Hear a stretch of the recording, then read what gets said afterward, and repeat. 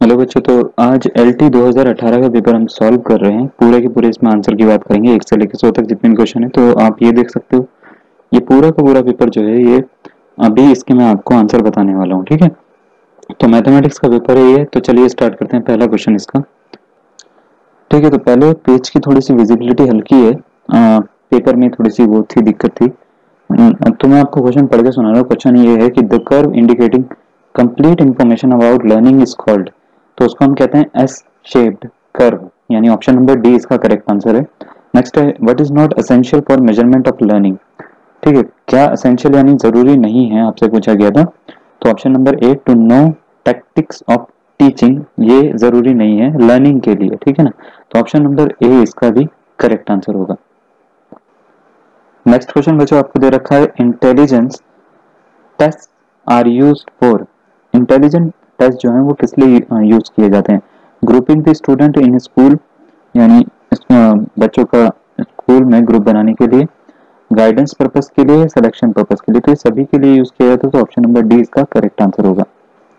Next question आपको दे रखा है विच of the following is not an essential element of stimulus variation skill. कौन सा एलिमेंट नहीं है, आपसे पूछा गया था। तो इसका होगा set induction. Option number A इसका करेक्ट आंसर होगा। नेक्स्ट आ जाते हैं the teacher plans is teaching learning process keeping in view. ठीक है, तो क्या दिमाग में रखते हुए उसको टीचिंग लर्निंग प्रोसेस जो है वो अपना प्लान करना चाहिए किसी भी टीचर को। तो इसका दोनों ऑप्शन नंबर ए और बी जो है वो करेक्ट आंसर हो गए। ऑब्जेक्टिव फॉर्मुलेटेड होना चाहिए, ह्यूमन और फिजिकल रिसोर्सेज भी उसमें शामिल होने चाहिए।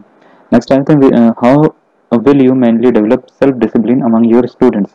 ठीक है, तो सेल्फ डिसिप्लिन कैसे डेवलप करोगे स्टूडेंट में। तो ये होगा अगर उनको रिस्पॉन्सिबिलिटीज दोगे तो वो सेल्फ डिसिप्लिन हो जाएंगे बच्चे। तो ऑप्शन नंबर ए इसका करेक्ट आंसर होगा। नेक्स्ट क्वेश्चन की ओर आ जाते हैं। बोला है कि टीचिंग एप्टीट्यूड का मतलब क्या होता है, इसका मीनिंग क्या होता है। तो इसका मीनिंग होता है option number C all the requisite abilities for profession of a teacher. Next आ जाते हैं from the following which is the best method of measurement of a student inner feeling. कौन सा सबसे ज्यादा बेस्ट मेथड होता है इनर फीलिंग के मेजरमेंट के लिए किसी भी स्टूडेंट के। तो option number D transplantation method जो होता है, इसको प्रत्यारोपण विधि कहते हैं हिंदी में, ये सबसे बेस्ट मेथड होता है। ठीक है, तो नेक्स्ट क्वेश्चन आपको दे रखा है the cognitive behaviour skill of enabling the learner to understand use of theoretical statement in real situation is called। इसको हम कहते हैं एप्लीकेशन। ऑप्शन नंबर बी इसका करेक्ट आंसर होगा। नेक्स्ट आते हैं while writing on the blackboard out of the following options what will you specially keep in mind to decide about the size of letter। तो option number A जो है distance between the black board and the student, इसका correct answer होगा। ठीक है, next question की ओर आ जाते हैं। नेक्स्ट क्वेश्चन आपसे पूछा गया, क्वेश्चन आपसे बोला है from the following which one is not the element of guidance and counselling. कौन सा नहीं है आपसे पूछा गया था। तो option number C to develop emotions, इसका करेक्ट आंसर होगा। फिर 12 पे आ जाते हैं which step is not included in action research. तो कौन सा इंक्लूडेड नहीं है आपसे पूछा गया था। जनरलाइजेशन ऑफ रिजल्ट, इसका करेक्ट आंसर होगा। Next time to understand the heredity you must understand, क्या पता होना चाहिए। Law of similarity, variation, regression, या सारे के सारे। तो सारे ही पता होने चाहिए, तभी आपको हेरिडिटी का बारे में आपको जानकारी पूरी तरह से होगी। ठीक है, नेक्स्ट क्वेश्चन की ओर आते हैं। क्वेश्चन बोला गया one of the following is not the method of educational measurement. इनमें से कौन सा मेथड नहीं है आपसे पूछा गया है। तो option number B norm reference test, इसका करेक्ट आंसर होगा। नेक्स्ट आ जाते हैं what is the real carrier of hereditary traits. तो कौन सा होता है, वो होता है जीन्स। जीन्स से जो होते हैं हमारी जो सबका सब हम बोल सकते हैं चीजें जो हैं हमारे बड़ों से मिलती हैं। ठीक है, तो ऑप्शन नंबर सी जो है इसका करेक्ट आंसर होगा। जीन्स इसके लिए सबसे ज्यादा उत्तरदायी होते हैं।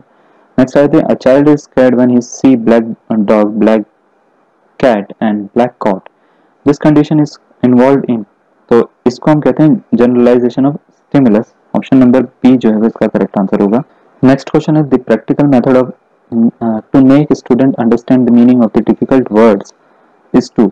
क्या होता है, वो होता है teach them uses of such words in sentence.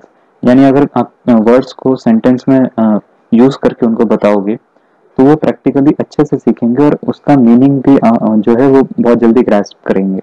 Next है personality of an individual is which aspect of his behaviour. तो ये होता है नॉन कॉग्निटिव एस्पेक्ट। तो ऑप्शन नंबर बी जो है वो इसका करेक्ट आंसर हो जाएगा। नेक्स्ट आ जाते हैं, as a teacher if you want to correct the bad habit of a student, which theory of learning will you keep in mind while planning the action. तो कौन सी थ्योरी लर्निंग जो है आप अपने दिमाग में रख के उसको करोगे, तो option number C classical conditioning theory इसका करेक्ट आंसर होगा। ठीक है, नेक्स्ट क्वेश्चन की ओर आते हैं। क्वेश्चन बोला गया है आपसे कि why micro teaching is important for classroom communication. ठीक है, तो ये होता है माइक्रो टीचिंग से बहुत तरह के स्किल जो होते हैं वो डेवलप होते हैं, तो ऑप्शन नंबर बी जो है टू डेवलप वेरियस स्किल्स इसका करेक्ट आंसर होगा। नेक्स्ट आ जाते हैं, the behaviour of a teacher may be from verbal to non verbal in communication process. ये सही है, गलत है, आंशिक रूप से सही है या पार्शियली ट्रू है इसका मतलब, या नन ऑफ द अबव। तो इसका option number A correct answer होगा, इट इज ट्रू। ठीक है, while doing group teaching, out of the following, which method you will apply to solve individualized problem of each student? आपसे पूछा गया है, तो इसका option number C correct answer है, ट्यूटोरियल। नेक्स्ट आपको दे रखा है, while assigning a project work to the student, a teacher should always keep in mind that it must have educational purpose, relation with real life situation, या learning by activity, या all of the above. तो all of the above जो है बच्चों इसका correct answer होगा। Next आ जाते हैं, राइट टू एजुकेशन एक्ट जो आया था 2009 में, एज अ प्रोविजन फॉर, किस किस के लिए प्रोविजन है उसके लिए। Right to free and compulsory education वो तो है इसके अंदर। नो मेंटल और फिजिकल पनिशमेंट टू चाइल्ड, हाँ बिल्कुल नहीं दे सकते आप। दूसरा जो आपको बोल रखा है, arrangement of for protection of child rights, ये भी है, तो ऑल ऑफ द अबव इसका करेक्ट आंसर होगा। नेक्स्ट क्वेश्चन की ओर आते हैं। क्वेश्चन आपको बोला है कि it is a wholehearted purposeful activity organized in social environment, this statement indicates towards which teaching method। तो ये होता है प्रोजेक्ट, ऑप्शन नंबर डी इसका करेक्ट आंसर होगा। नेक्स्ट आ जाते हैं, the level of anxiety which makes student receptive of learning is called normal anxiety, option number C जो है वो इसका करेक्ट आंसर होगा। चलिए टीचिंग एप्टीट्यूड के लास्ट के 4 क्वेश्चन हम कर लेते हैं, इसके बाद मैथमेटिक्स के पेपर के ऊपर आएंगे, जैसे कि आगे 31 से स्टार्ट है। बोला है इन टीम टीचिंग क्या होता है, तो option number a teacher who prepare the teaching plan and implement it, option number A इसका करेक्ट आंसर होगा। यानी जो टीचर जो है अध्यापकों का जो शिक्षण योजना को तैयार कर उसका क्रियान्वयन करता है, इम्प्लीमेंट करता है टीचर ही, ठीक है ना। नेक्स्ट आ जाते हैं, personality traits of a mesomorphic individual are, क्या होते हैं, वो होते हैं एनर्जेटिक एंड एंग्री। नेक्स्ट आ जाते हैं, टीचिंग स्ट्रेटेजी इज अ, यह है प्लान टू अचीव ऑब्जेक्टिव जो है, ऑप्शन नंबर ए इसका करेक्ट आंसर है। लास्ट क्वेश्चन के ऊपर आते हैं। क्वेश्चन बोला है known to unknown is a, known to unknown क्या है, तो ये टीचिंग मैगजीन है, तो ऑप्शन नंबर बी जो है वो इसका करेक्ट आंसर होगा। चलिए मैथमेटिक्स के पार्ट के ऊपर आते हैं, पेडागोजी का, और जो ये हमने टीचिंग एप्टीट्यूड का जो पार्ट है ये हमने पूरा का पूरा खत्म कर लिया, ठीक है। तो अब जो है मैथमेटिक्स का 31st वाला जो क्वेश्चन है वो देखिए आप। तो एलटी का जैसे मैंने आपको सिलेबस पूरा का पूरा बताया है, इसमें जो है मैथमेटिक्स के साथ में आपकी फिजिक्स भी जरूर आएगी। तो लेक्चरर के लिए मैंने ऐसा नहीं बोला, लेक्चरर का आपका सिलेबस मैंने आपको प्रोवाइड करवा दिया है, लेकिन एलटी मैथमेटिक्स में मैंने आपको सिलेबस में पूरा बताया और उसके टॉपिक भी बताए हैं आपको। तो 31st जो है वो क्वेश्चन देखते हैं, इसके सारे क्वेश्चन जो है मैं करवा रहा हूँ, और इसके टॉपिक वाइज मैं आपको पूरी पूरी वीडियोस भी करवाऊंगा। तो आपको बोला in a class power amplifier the collector current flow at all times during, तो इसका ऑप्शन नंबर ए इसका करेक्ट आंसर होगा, the full cycle of the input signal. Next आ जाते हैं, the relation between shift operator and differential operator D is, तो shift operator जो E है और डिफरेंशियल ऑपरेटर डी है, इसके बीच में रिलेशन क्या होता है, ये होता है E is equal to small E raise to power H D. या शिफ्ट ऑपरेटर के बारे में मैं आपको पूरा बताऊंगा, बहुत ही इंपॉर्टेंट और बहुत ही इंटरेस्टिंग टॉपिक है ये, ठीक है। नेक्स्ट आ जाते हैं, the coefficient of X square and X cube in expansion of 3 plus A X raise to power 9 are same. उसने बोला एक्स स्क्वायर और एक्स क्यूब के जो कोफिशिएंट है इसके एक्सपेंशन में वो सेम है, तो ए की वैल्यू क्या होगी, इसको सॉल्व करके आप निकाल सकते हो। मैं इसका पूरा आंसर बता रहा हूँ अभी आपको सिर्फ। तो जब आप इसको सॉल्व करोगे तो इसका ऑप्शन नंबर डी इसका करेक्ट आंसर आएगा, 9/7। वैसे तो मैं आपको इसकी सॉल्यूशन वीडियो भी अभी प्रोवाइड करने वाला हूँ। आपको बोला है, नेक्स्ट क्वेश्चन हम देख लेते हैं। नेक्स्ट क्वेश्चन बोला है, a missile is fired from the ground level raises x metre vertically upward in t second, where x is equals to 100 t minus 25/2 t square, the maximum height reached will be, तो ये होगी 200 metre, option number T इसका correct answer होगा। Next आ जाते हैं, if L and R be the inductance and resistance respectively, then the dimension of R by L will be, तो ये होगा m raised to power 0 L0 minus और T ratio number B इसका जो है वो इसका करेक्ट आंसर होगा। नेक्स्ट आते हैं, आपको बोला गया है, बोला है if coefficient of correlation is r is equal to 0 then two lines of regression are, तो ये होती है परपेंडिकुलर, ऑप्शन नंबर बी इसका करेक्ट आंसर होगा। नेक्स्ट आपको वेक्टर जो लीनियर कॉम्बिनेशन का है उसका एक पार्ट दे रखा है लीनियर अलजेब्रा से, आपसे बोला है vector v is equal to 1 alpha 5 is a linear combination of v1 vector आपको दे रखा है और v2 वेक्टर दे रखा है, then what is the value of alpha, आपसे अल्फा की वैल्यू पूछी गई थी तो ये -8 इसका आंसर होगा। नेक्स्ट क्वेश्चन आपको देख लेते हैं। नेक्स्ट क्वेश्चन बोला if C is the curve X square plus Y square is equal to 1 Z is equal to Y square, then by Stokes theorem आपसे क्लोज्ड इंटरवल बोला है Y Z D X Z X D Y plus X Y D Z की value क्या होगी, ठीक है। तो इसका जो मान होगा वो होगा 0 बच्चों, जो आप निकालोगे, ठीक है ना। स्टोक्स थ्योरम के बारे में मैं आपको पूरा पढ़ाऊंगा। और एक चीज मैं बच्चों आपको बता देना चाहता हूँ कि जो भी मैं क्वेश्चन आंसर इसके करवा रहा हूँ ये है आंसर की से, ठीक है। तो ये रिस्पेक्टिव आंसर की जो दी गई है उन्हीं से मैं आपको करवा रहा हूँ। तो एक बच्चा मेरे को फिजिक्स में भी पूछ रहा था कि ये आंसर जो है वो गलत लग रहा है, तो मैंने उसको पूरा का पूरा उसका तरीका बताया था कि वो कैसे सही हो सकता है। तो अगर कोई आपको गलती लगती है तो आप पॉइंट आउट करिए, बट ये आंसर जो है सारे के सारे आंसर की से हैं, मैं इसको पूरा का पूरा सॉल्व करके आपको जरूर दिखाऊंगा, ठीक है। नेक्स्ट क्वेश्चन की ओर हम बात करते हैं। बोला लिक्विड हीलियम इस सुपर फ्लूइड कितना टेम्परेचर पे होता है, वो होता है बिलो 2.19 केल्विन। नेक्स्ट आ जाते हैं द इंटीग्रल ऑफ लिमिट दे रखी है आपको 1 बाई e से e तक log e x dx का इंटीग्रेशन क्या होगा, तो ये होगा 2 minus 2 by e। Next question ये ग्रुप में भी पूछा जा रहा था, हमारा जो मैथ्सान ग्रुप है उसमें ये बच्चे पूछ रहे थे कि the principal value of log -3 क्या होगी, तो इसका आंसर होगा log 3 plus iota pi, correct answer, यानी ऑप्शन नंबर ए जो है वो इसका करेक्ट आंसर होगा। नेक्स्ट है the number of generators of a cyclic group G of order 8 will be, तो ये होगा 4, ऑप्शन नंबर बी इसका करेक्ट आंसर।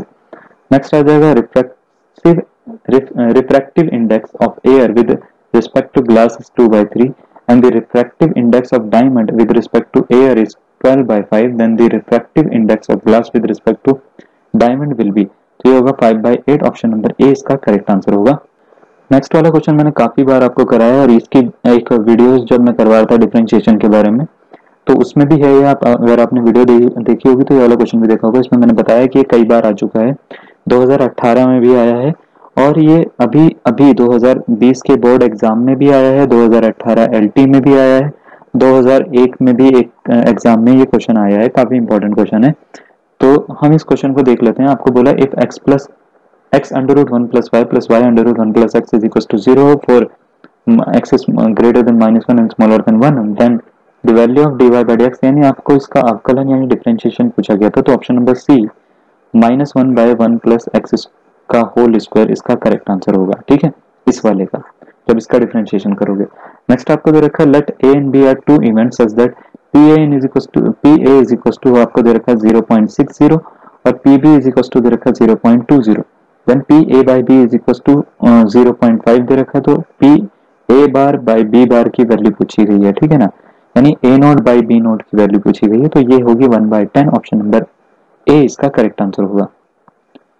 नेक्स्ट आपको बोल रखा है इंटीग्रेशन 0 से इंफिनिटी तक की लिमिट दे रखी है log 1 plus x square upon 1 plus x square dx की वैल्यू क्या होगी, तो इसकी होगी पाई log 2, इसका करेक्ट आंसर होगा। नेक्स्ट आ जाते हैं the amplitude of a damped harmonic oscillator is reduced to 1 by e times of its initial value in that time then it's called, तो इसको हम कहते हैं मीन लाइफ टाइम, तो ऑप्शन नंबर ए इसका करेक्ट आंसर हो जाएगा। Next है Karl Pearson's coefficient of correlation line between, तो इसकी वैल्यू होती है -1 से 1 के बीच में, तो ऑप्शन नंबर बी जो है वो इसका करेक्ट आंसर होगा बच्चों। नेक्स्ट आपसे क्वेश्चन पूछा है the equation of plane through 1 2 -1 and parallel to the plane 3x - y + 4z = 7 will be, तो इसका ऑप्शन नंबर सी 3x - y + 4z + 3 इसका करेक्ट आंसर होगा। क्लास 12th में जैसे बच्चों आप सॉल्व करते हैं ना वैसे ही सॉल्व करना है, इक्वेशन ऑफ प्लेन का फॉर्मूला लगाना है और उसमें ये तीनों पॉइंट रख देने हैं आपको, उसके बाद लैम्डा की वैल्यू निकाल के आपका आंसर आ जाएगा। अगर याद हो तो P1 plus lambda P2 is equal to 0 इसका यूज करेंगे, ठीक है, डिटेल में मैं आपको दूसरी वीडियो में बताऊंगा इसका। अभी हम नेक्स्ट क्वेश्चन देखते हैं। नेक्स्ट क्वेश्चन बोला है if the numbers are in geometrical progression यानी जीपी में है अगर ये, तो x की वैल्यू क्या होगी, तो बड़ा आसान होता है x की वैल्यू निकालना, x square is equal to यानी अगर 3 number A B C GP में है तो B square is equal to होता है ए इंटू सी के, तो X square is equal to हो जाएगा -2/7 इंटू -7/2 के। तो देखो ये कट हो रहा है, माइनस से माइनस भी कट हो रहा है और ये मिल रहा है 1, तो ये +-1 इसका आंसर आ रहा है, यानी ऑप्शन नंबर 2 आ रहा है। X square is equal to 1 आ रहा है ना, तो एक्स इज इक्वल टू +-1 आएगा। ठीक है, नेक्स्ट क्वेश्चन की ओर आते हैं। ऑप्शन नंबर 2 इसका करेक्ट आंसर है, +-1। नेक्स्ट क्वेश्चन दे रखा है, 2 waves having intensities in the ratio 9:1 produces interference. The ratio of the maximum and minimum intensity is, तो ये होगा 4:1। ऑप्शन नंबर सी इसका करेक्ट आंसर होगा। चलिए नेक्स्ट क्वेश्चन आपको दे रखा है, system of an homogeneous linear equation ax is equals to 0 is an unknown variable has a non-trivial solution if pa is smaller than n, इसका correct answer होगा। इसको रो ए भी पढ़ते हैं काफी लोग, रो ए स्मॉलर देन n। ठीक है, नेक्स्ट क्वेश्चन की ओर आ जाते हैं। द टू स्टेटमेंट ऑफ इस function f(x is equals to x cube plus 3x where x is not is equals to 0 is, तो ये होगा पॉलिनोमियल फंक्शन है विच इज ऑलवेज कॉन्टिन्यूअस। आपको मैं पहली चीज बताता हूँ, पॉलिनोमियल जो होते हैं या ट्रिग्नोमेट्रिक फंक्शन जो होते हैं या लॉगरिथमिक फंक्शन जो होते हैं, ठीक है, लॉग वाले, ये ज्यादातर कॉन्टिन्यूअस फंक्शन ही होते हैं।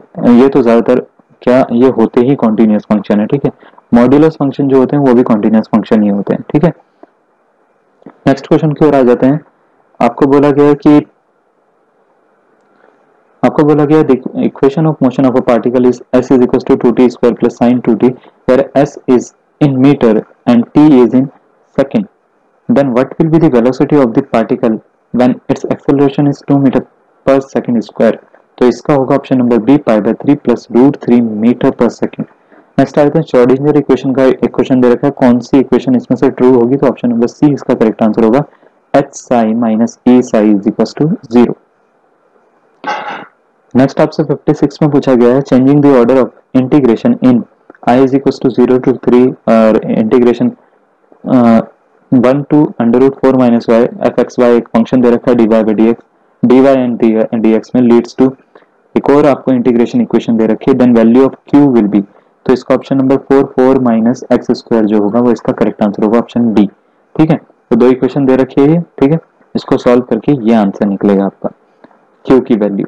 नेक्स्ट आ जाते हैं, if n is an odd integer and i is equals to √-1, ये आइटा की वैल्यू है। ठीक है, then 1 plus iota raise to power 6n plus 1 प्लस minus iota raise to power into 6n 1 minus iota raise to power 6n की value क्या होगी, आपसे पूछा गया है। ठीक है, तो इसको करना कुछ नहीं, आप जो है फॉर्मूला बाइनोमियल एक्सपेंशन से खोल सकते हो, उससे नहीं खोलना आपको, तो इसको पावर 4 में कन्वर्ट करके आप इसको कन्वर्ट करके आप आंसर निकाल सकते हो। तो इसका आंसर जो आएगा वो 0 आएगा पहला, तो ऑप्शन नंबर ए इसका करेक्ट आंसर होगा।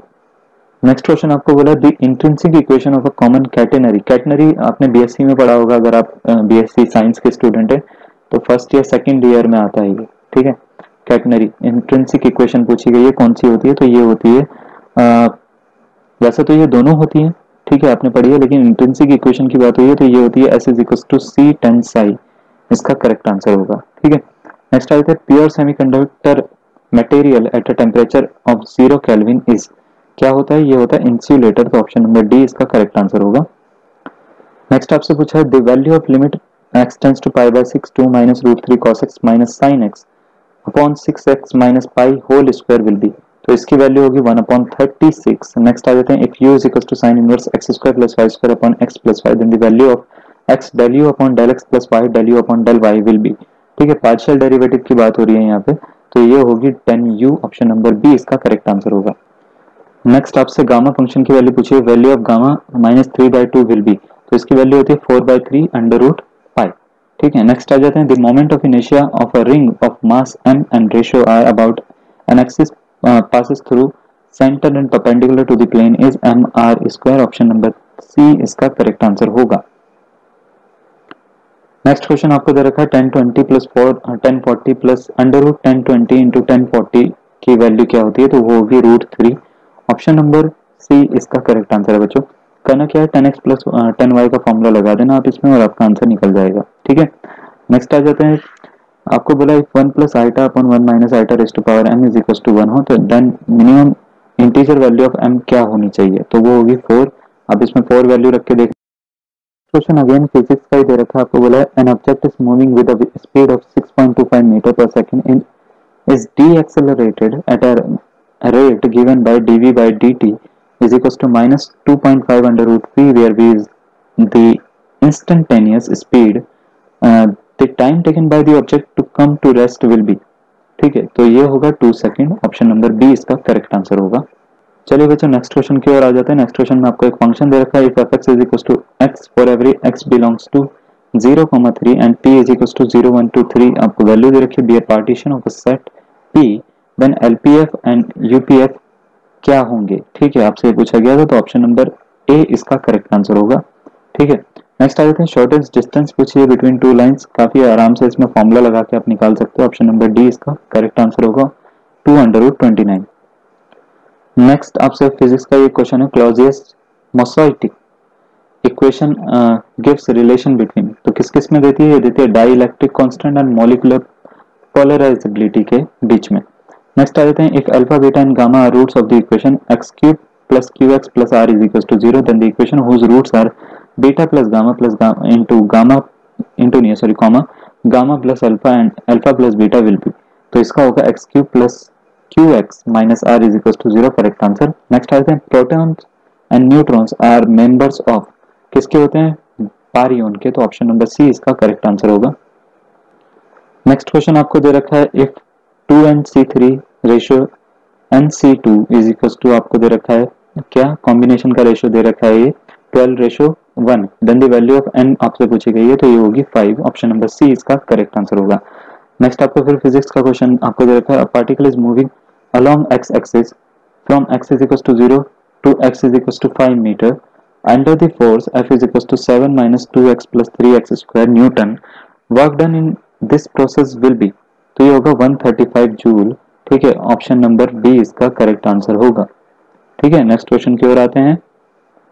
नेक्स्ट क्वेश्चन बच्चों आपसे पूछा गया, the value of limit x tends to 0 x minus sine x upon x cube will be, इसकी वैल्यू क्या होगी, इसकी वैल्यू होगी बच्चों 1/6। आप इसको जो है, मैंने आपको एल हॉस्पिटल रूल कराया था, अगर आपको याद हो, तो आप उससे बहुत ही इजीली इसको सॉल्व कर सकते हो। क्या कहता है एल हॉस्पिटल रूल, कि तब तक इसको सॉल्व करो जब तक आंसर नहीं निकल जाता, तो x का करोगे 1 minus cos x upon 3x square आएगा पहली बार करोगे। ठीक है, वैल्यू रख के देखोगे, अभी भी इनडेफिनिट फॉर्म बनेगी, उसके बाद ये बनेगा minus sine x upon 6x बनेगा।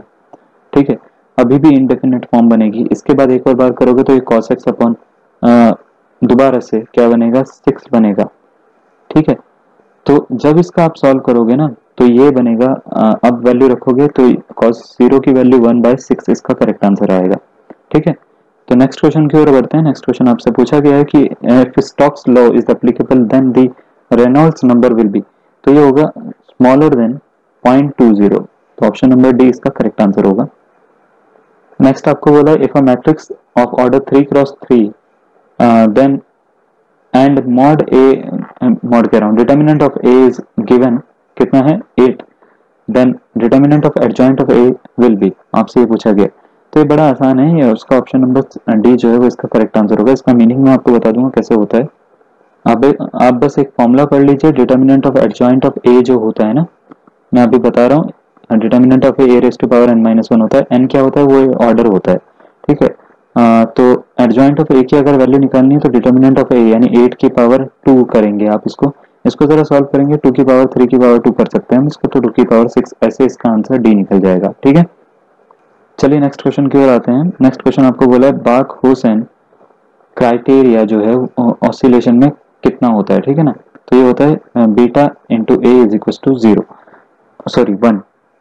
नेक्स्ट आ जाते हैं, the centre of gravity of solid hemisphere divides the radius from the centre in the ratio, ये करता है 3:5 में डिवाइड, तो ऑप्शन नंबर बी इसका करेक्ट आंसर होगा। नेक्स्ट क्वेश्चन है आपका, interference of light proves the, क्या प्रूव करता है, वेव नेचर ऑफ लाइट, तो ऑप्शन नंबर डी इसका करेक्ट आंसर होगा। नेक्स्ट आ जाते हैं, द वैल्यू ऑफ इंटीग्रेशन दे रखा है, डबल इंटीग्रेशन है। ठीक है, 0 से 1 पहले में लिमिट है, 0 से √1 प्लस एक्स स्क्वायर दूसरे में है, dx dy upon 1 plus x square plus Y square की वैल्यू क्या होगी, तो डबल इंटीग्रेशन बड़ा आसान होता है सॉल्व करना, मैं आपको सिखा दूंगा। इसका ऑप्शन नंबर डी जो है 5/4 log 1 प्लस √2 इसका करेक्ट आंसर होगा। नेक्स्ट आपको बोल रखा है दी SHM यानी simple harmonic motion of a particle is given by the equation y is equals to 3 sin omega t plus 4 cos omega t, then the amplitude will be, amplitude हो जाएगा 5, इसका option number B इसका correct answer होगा। इन दोनों का square का root कर देते हैं, बस कुछ नहीं करते, ठीक है। नेक्स्ट आ जाते हैं the radial acceleration at a pin will be, तो ये होता है ऑप्शन नंबर ए इसका करेक्ट आंसर। नेक्स्ट आ जाते हैं the condition that a cone ax square plus by square plus cz square plus 2fyz plus 2gzx plus 2hxy is equals to 0 may have three mutually perpendicular generators will be, तो इसका option number C a plus B plus C is equal to 0 correct answer होगा बच्चों। चलिए बच्चों next question की ओर आते हैं। 84 के ऊपर लास्ट के कुछ ही क्वेश्चन बचे हैं। ये बोला है आई डॉट जे क्रॉस के plus J dot I cross के प्लस के dot I cross J having value, इसकी वैल्यू क्या होती है, इसकी वैल्यू होती है 1 बच्चों। नेक्स्ट बोला है HCR start conducting then dash loses all control, तो गेट ऑप्शन नंबर ए इसका करेक्ट आंसर होगा। नेक्स्ट है divergence operator is defined for vector function, option number A इसका भी करेक्ट आंसर होगा। नेक्स्ट आते हैं the value of integration log x dx, बड़ा आसान है तो इसकी होगी x log x minus 1 correct answer. Next question आपको दे रखा है 88 if W be subspace of a finite dimensional vector space VF then dimension of V by F will be, आपसे V by F के dimension पूछे हैं, ये होंगे dimension of V minus dimension of W, इसका correct answer. Next आ जाते हैं which of the following are not electromagnetic wave, कौन सी नहीं होती आपसे पूछा गया, तो बीटा रेज नहीं होती, ऑप्शन नंबर सी इसका करेक्ट आंसर है।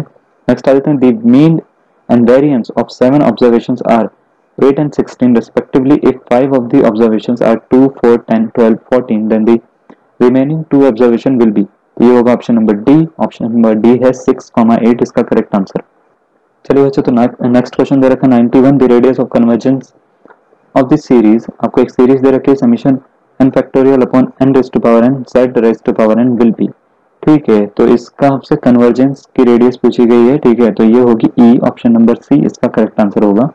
नेक्स्ट आ जाते हैं if E naught F x is equal to F x plus 1, ये ब्रैकेट सही में लगा रखा है इन्होंने, ठीक है, तो then the true statement from the following will be, तो ये होगी E is equal to E naught raise to power H, इसका करेक्ट आंसर होगा। नेक्स्ट आ जाते हैं लॉरेंस ट्रांसफॉर्मेशन होल्ड्स फॉर, किसके लिए करता है, तो ये सारी वेलोसिटीज के लिए करता है, चाहे उसमें रिलेटिविस्टिक हो या नॉन रिलेटिविस्टिक हो, ठीक है, ऑप्शन नंबर डी इसका करेक्ट आंसर होगा।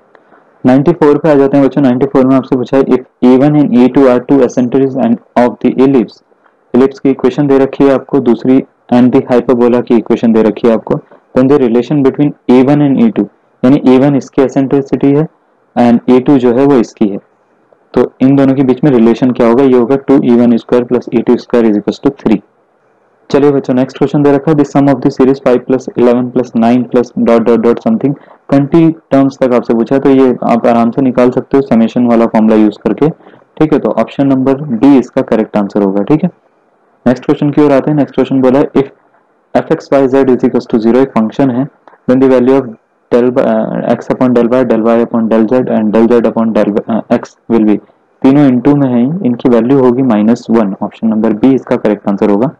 नेक्स्ट आते हैं an electron is moving in straight line perpendicular to the uniform magnetic field enters the field, the path of the electron will be, ये होगा circular, option number C इसका correct answer होगा।